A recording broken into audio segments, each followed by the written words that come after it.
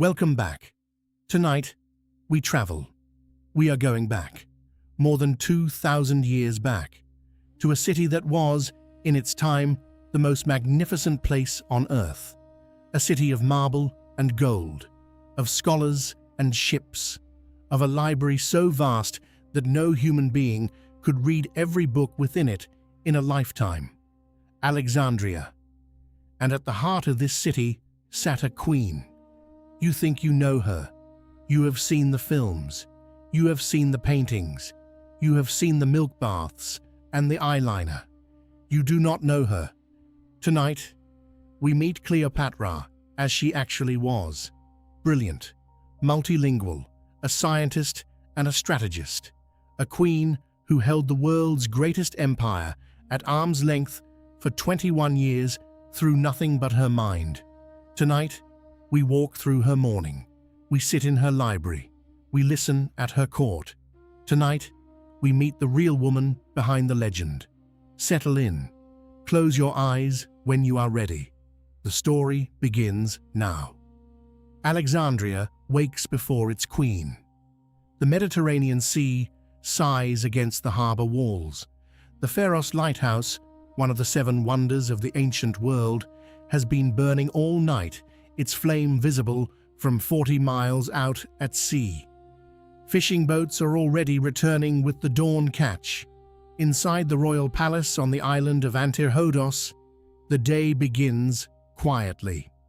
Cleopatra does not wake to servants throwing open curtains. She wakes when she chooses to wake. She is, after all, a god on earth. Or so the people of Egypt believe. Her chambers are not what Hollywood has shown you.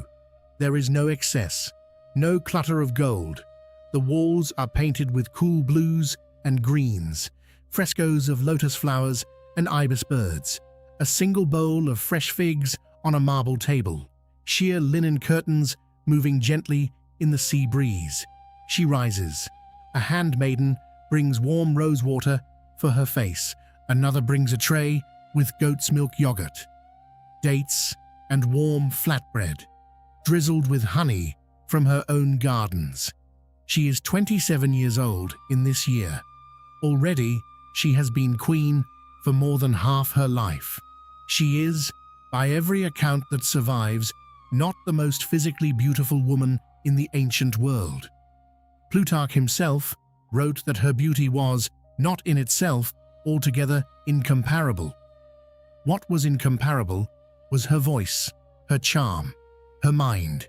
She spoke 9 languages: Egyptian, Greek, Latin, Hebrew, Arabic, Aramaic, Ethiopian, Median, and Parthian. She was the first ruler of her family in 300 years to learn the language of the people she ruled. She wrote books on medicine, on cosmetics, on weights and measures. This was not a queen who lounged in milk baths. This was a working monarch, and her day is just beginning. After her morning meal, the queen walks, not through gardens, although the royal gardens of Alexandria were famous throughout the world. She walks to the library, the great library of Alexandria. Imagine for a moment what this building meant. It contained somewhere between 400,000 and 700,000 scrolls, every book of significance from Greece, from Persia, from India, from Ethiopia, from Babylon. Every scientific text, every philosophical treatise, every poem, every play. Translated, copied, catalogued. A standing order from the Ptolemy kings, Cleopatra's ancestors, required that every ship arriving in Alexandria's harbor surrender any scrolls on board for copying. The originals were kept. The copies were returned. This was not a library. This was the entire memory of the ancient world, gathered in one place. And Cleopatra was its student. She would meet with her astronomers. Yes, her astronomers. She funded teams who tracked the stars, who calculated the Egyptian calendar, who measured the size of the earth. She would meet with her physicians. Egyptian medicine in this period was 1,000 years more advanced than what would exist in Europe at any point before the Renaissance. Surgeries, anatomical studies, herbal pharmacology. She would meet with her engineers. Alexandria had running water, indoor plumbing, even a primitive form of automated doors using steam pressure in the temples. Cleopatra read, she listened, she asked questions, and then, before noon, she went to court. The Queen's court was unlike any other in the ancient world. She held audiences in person, not behind a screen, not through messengers. Anyone, a farmer with a land dispute, a foreign ambassador, a priest with a grievance, could request to be heard. And she heard them, in their own language. Imagine being a Nubian merchant from the south of Egypt, arriving in Alexandria after a journey of weeks, expecting to plead your case through translators. And the Queen herself answers you, in your own tongue. This was her power. This was her genius. Rome, by contrast, conducted all official business in Latin. If you did not speak Latin, you did not matter. Cleopatra understood that language is not a tool of communication. It is a tool of respect. Her court was also remarkably diverse. She kept Greek philosophers and Egyptian priests at the same table. She had Jewish advisors, Nubian generals, Persian scholars, Roman ambassadors. She did not see them as competing factions. She saw them as a single resource, the collected intelligence of the known world. And then, of course, there is the question of Rome, because Cleopatra's entire reign was a tightrope walk above an empire that wanted to swallow her own. She did what she had to do. She allied with Julius Caesar, politically, militarily, romantically. They had a son, Caesarion. When Caesar was assassinated, she pivoted with extraordinary skill to Mark Antony. Another alliance, more children, twins, a boy and a girl, and a third son. Hollywood has reduced this to seduction, romance, sex. What it actually was statecraft, the most sophisticated diplomatic strategy of its century. And for 21 years, it worked. Egypt remained independent, while every other major power around the Mediterranean fell to Rome. 21 years, through her mind. By afternoon, the Queen returned to the palace. The midday heat of Alexandria was real, even by the sea. The marble floors of the palace were cool. The fountains in the inner courtyards ran constantly, their soft sound filling the air. This was the time of her private hours. She wrote letters, many letters, to client kings in Judea, in Arabia, in Ethiopia, to Roman senators sympathetic to Egypt, to her son Caesarion, who was being educated in the traditional Egyptian way, to read and write hieroglyphs as well as Greek. She also worked on her books.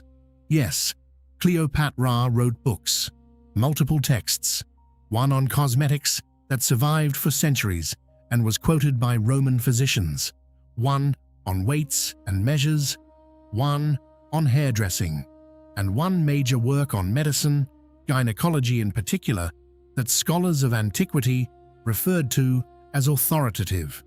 These were not vanity projects. These were practical handbooks used by doctors and scholars across the ancient world. In the late afternoon, she might bathe. And here, finally, is one detail that history confirms. She did bathe in milk, donkey milk, specifically because of the lactic acid, which exfoliates the skin and softens it. Modern dermatologists will tell you the same. Egyptian cosmetics, which she wrote about, were thousands of years ahead of Europe. She used kohl around her eyes, not for vanity alone. Kohl contains lead sulfide, which the Egyptians had observed reduced eye infections in the harsh desert sun. The eyeliner that became iconic was preventative medicine. She wore perfumes she developed herself in her royal laboratory. One scent, called Mendesian, was so distinctive that ancient writers said its smell announced her arrival before she entered a room. She knew exactly what she was doing. As the sun set over the Mediterranean, Alexandria came alive again.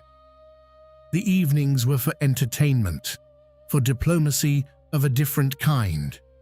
Cleopatra's banquets were legendary, not for the indulgence Hollywood imagines, but for the precision. Every detail of these dinners was choreographed to communicate something. The seating sent messages about political alliances. The food sent messages about the Queen's wealth and reach. Spices from India, wines from Greece, fruits from Persia, fish from the Nile. Every plate said, "I command the world." The musicians played softly, Egyptian harps, Greek lyres, sometimes a single flute that could carry across an entire hall. She would dine reclining on a low couch in the Roman style when Romans was present, in the Greek style otherwise, always adapting, always reading the room. After the meal, conversation, real conversation, about philosophy, about astronomy, about the nature of the gods. She loved astronomy especially. She would walk her guests to the highest tower of the palace, built for the purpose, and show them the stars. The Egyptian sky above the Mediterranean is even today extraordinary. In her time, with no electric light anywhere on Earth, the Milky Way was so bright that a person could read by it. Her son Caesarion, when he was old enough, would be brought down to greet her important guests. She raised him to be a king. She wanted him to see what a court could be. And when the guests left and the lamps were trimmed for the night, she would walk alone along the seafront, sometimes for hours. The Pharaoh's lighthouse burning to her right, the waves of the Mediterranean below her feet. She had won today. Tomorrow, she would do it all again. In the end, the wheel turned. Mark Antony lost the Battle of Actium to Octavian, the man who would become the Emperor Augustus. The Roman tide that Cleopatra had held back for 21 years finally rose over her shores. She took her own life in the summer of 30 BCE at the age of 39. What followed was history written by her enemies. The Romans needed her to be a temptress. They needed her to be a danger conquered by good Roman virtue. They needed her to be exotic, dangerous, beautiful, and weak. She was none of those things. She was a scholar queen who held an empire together with intellect and language for over 2 decades. She wrote books that physicians used for centuries. She raised 4 children. She spoke 9 languages. She was the last pharaoh of Egypt. After her, nearly 3,000 years of Egyptian dynasties came to an end. And tonight, for a few quiet minutes, you sat with her. You walked through her library. You stood at her court. You listened to her musicians. You looked at her stars. She was not what they told you. She was something far more interesting. The ancestors held this, and now you know it too. And so the story rests here. For now, sleep well.